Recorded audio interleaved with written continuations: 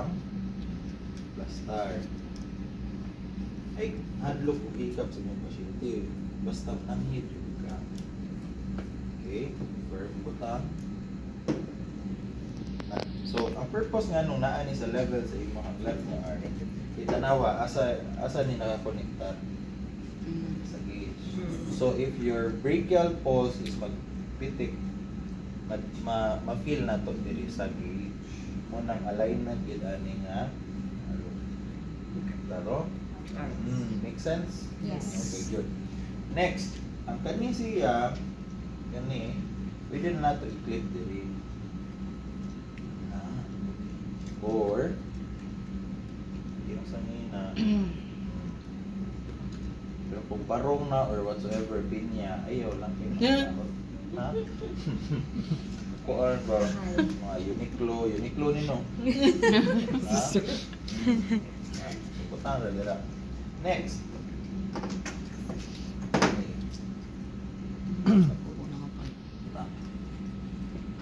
Okay.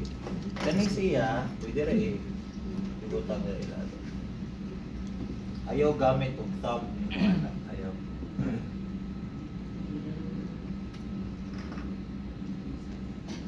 Okay, forward ang lock. Release ang paan. Okay. Lock na po. Relax na.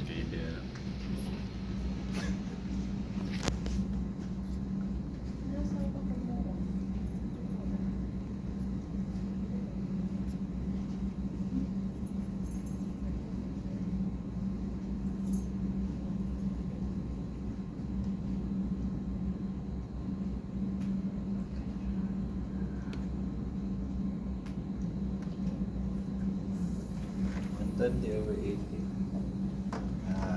Okay, clear. So pag pump mo pump. Sa more ni mo nga practice, mas dali nimo siya dungog ang balls. Pitik. Sa last nga guhit, nga last nimo na do pitik. Ni absent na. Okay, nawala na. Plus 20 ka sa katong last nga digit. Like, nadunggan ako siya last 120.